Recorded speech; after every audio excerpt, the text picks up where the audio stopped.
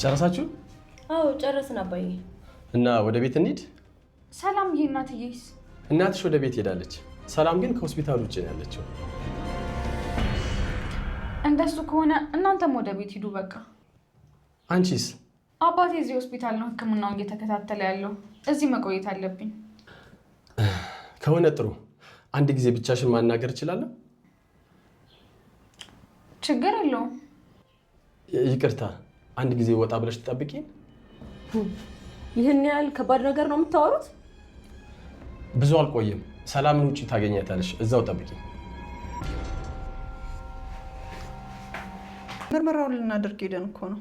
እረስችሁ ነበር። እና እንዴት ሆናችሁ? እኔና አባት ሰተን እንደወጣ እና ሴት ገብተዋል። እና አባዬ አልመጡም? እነሱም አዛ ናቸው። እኔ ግን ቀድሜያቸው መጣሁ። ታዲያ አንቺ ለምን ቀድመሽ መጣሽ? እኔማ ቤት ስታጣ እንዳይከፋ ነበር ፈጥኜ መምጣቴ። ግን ምን ዋጋ አለው? አንተ ግን ቀድመን መጣል። ሰላማችሁ ይብዛ ውድ የኖላዊ ድራማ ተከታታዮች፣ እንዴት ናችሁ? ደህና ናችሁ? ላይክ፣ ሼር፣ ሰብስክራይብ እያደረጋችሁ ቪዲዮን ጀምሩት። ወገን አጠቃላይ ሆስፒታል ነው ያለነው ማለት ነው። የምርመራ ውጤቱ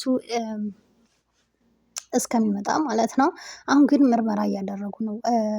ወይዘሪት እርግብና ወይዘሪት ሀናዬ የኔ ቆንጆ ቅድሚያ የሚሞላ ፎርም ነበረው። እች ፋራ የሆነች እርግብ ምንድን ነው ትላለች። ከዛ ፎርሙ ሲሞላ ራሱ ግራ ገብቷት ምንም አታውቅም። የሀናን ታያለች ማለት ነው። እና በቃ ፀጉሬን ቆርጬ ልስጥህ ትለዋለች ዶክተሩን። አይ እንደሱ አይደለም አላት። እና እሷ ሀንዬ በጣም ነው የሳቀችባት ማለት ነው። ምክንያቱም አነጋገሯ በጣም ነው የሚያስቀው። በዛ ላይ ሐረከቷ በጣም ነው የሚያናድደው ማለት ነው። ወይዘሪት እርግብ ያራግባት እና ይባላል እንጂ ማለት ነው። እና በነገራችሁ ላይ የዶክተሩ እጅ አለበት። የዶክተሩ እጅ ልክ እኔ መጀመሪያም እንዳልኩት እንደፈራሁት የዶክተሩ እጅ አለበት። ዶክተሩን ገንዘብ ከፍለዋለች ወይዘሮ ባዩሽ ማለት ነው።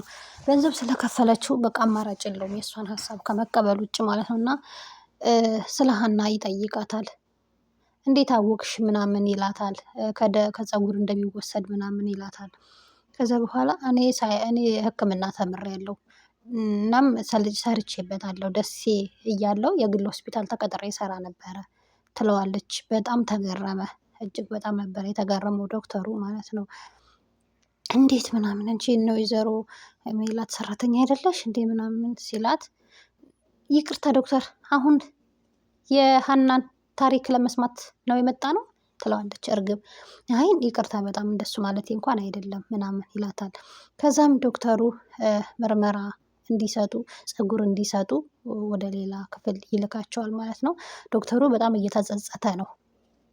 እንግዲህ በመሀል ምን አዲስ ነገር እንደሚፈጠር አናውቅም። ነገር ግን ዶክተሩ በጣም ነው እየተጸጸተ ያለው። ምክንያቱም ያው የማይሰራ ማለት አሳዘነችው ሀና።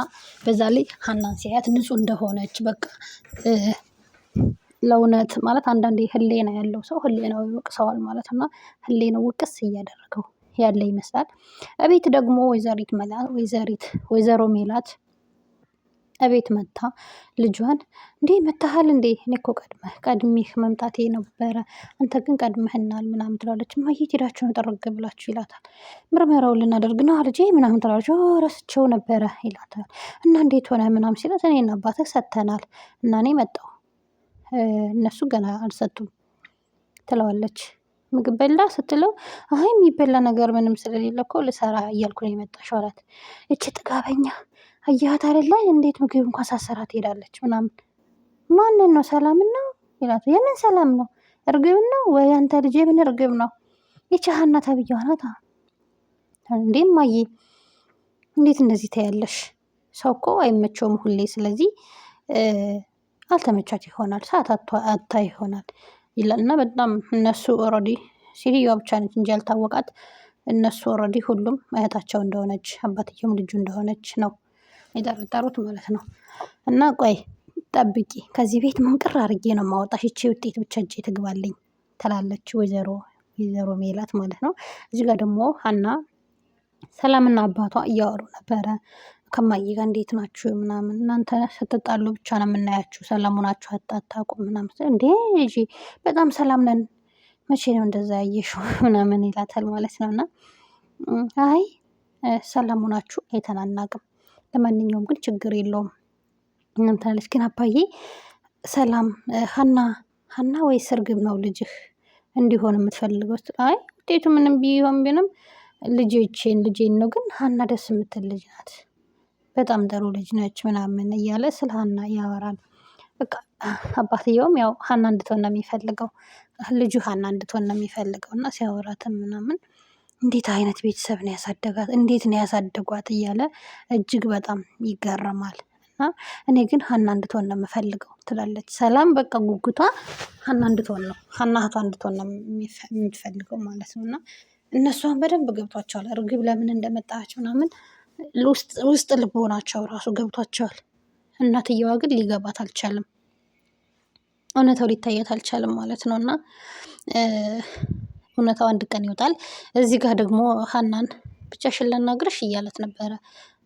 ልጅቷ በጣም ተናዳ ነው የሄደችው። እርግብና እሷ ሲመጡ እትዬና ሰላምዬ ትለዋለች። እናትሽ ወደ ቤት ሄዳለች ነው ያላት፣ ሰላምን ሀናን ማለት ነው። እናትሽ ወደ ቤት ሄዳለች ይላታል። ሀናም በጣም ሳቅ አለች፣ ፈገግ አለች። እና ያችኛዋ እንዴት እንደተናደደች እንዴት እኔ ልጁ እያለው እንዴት ልጁ እኔ ብዬ መጣሁት እያለው እንዴት እሷን ይላታል። ቅናት ማለት ነው እንዴት እንደሆነች።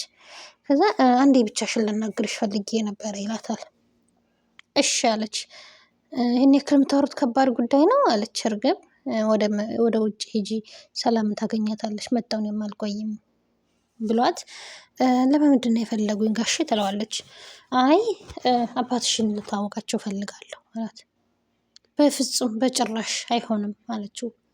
ለምን ሲላት አባዬ ስለ ቤት ወላጆችን እንዳገኘውና እንደዚህ እንደተፈጠረ ምንም የሚያውቀው ነገር የለም ትለዋለች። እንዴት ለምን ሲላት እንኳን እሱን እናንተ ቤት ተቀጥሬ እንደምሰራ የሰው ቤት ሰራተኛ እንደሆንኩኝ አያውቅም፣ ለአባቴ ስል ይሄንን ነገር ሁሉ የምከፍለው ምናምን ትለዋለች።